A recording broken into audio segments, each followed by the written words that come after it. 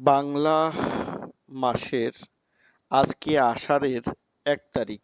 প্রচণ্ড রোদ আমরা দেখতে পাচ্ছি এবং ভ্যাপসা গরমে সুন্দর পরিবেশ মানিকগঞ্জে।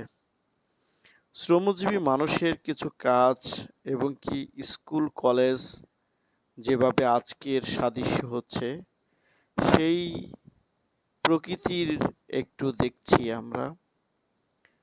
এটা ইনুস ভাই, তিনি একটি স্কুল চালান, প্রাইভেট স্কুল। স্কুলটি বেশ সুন্দর। প্রচণ্ড গরমের মধ্যে যেখানে আশফাশ অবস্থা গরমের, সেখানে কিন্তু ছেলেমেয়েরা কেউ কেউ খেলাধুলা করছে, আবার চায়ের আড্ডাও দিলাম একটু তার সাথে আজকের দিনটি। এরপর শ্রমজীবী মানুষের সাথে কিছুটা চা খাওয়া, মানুষের কাজ কর্ম অনেক। কৃষিকাজের এখন ধান কাটার ভরা মৌসুম চলছে। প্রচণ্ড গরমে মানুষ অতিষ্ঠ হয়ে একটু আশ্রয়ের জন্য ছায়া খুঁজছেন। সেই ছায়াতে তারা একটু বিশ্রাম নেওয়ার চেষ্টা করছেন। আসলে কষ্ট হচ্ছে, কষ্টর মধ্যেই নিজেদের কষ্টের কথা বলবে কার কাছে, কিন্তু এটা করেই যাবে, করতেই হবে।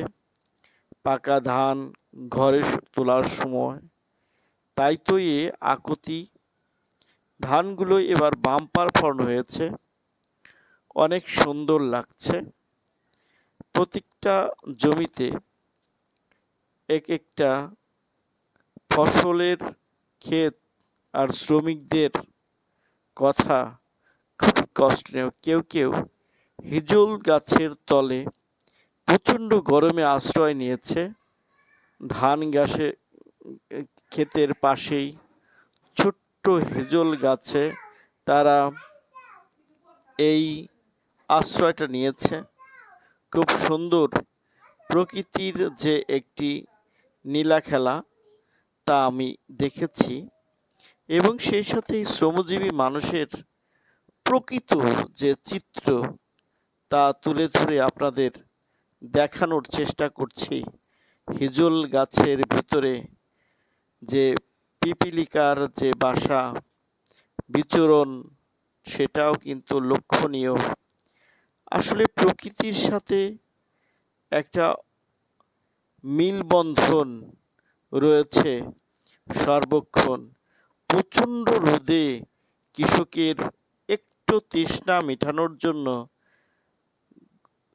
গভীর নলকূপ থেকে পানি তোলার চেষ্টা, আর সেই গরমে অতিষ্ঠ কৃষক কাজে ব্যস্ত।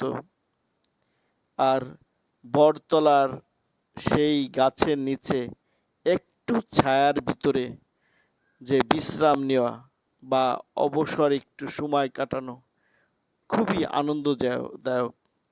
কেউ কেউ আবার জার্সি পরেই নেমেছে মাঠে, কারণ চলছে বিশ্বকাপ ফুটবলের একটি সময়। এ যেন এক বাংলার প্রকৃতি।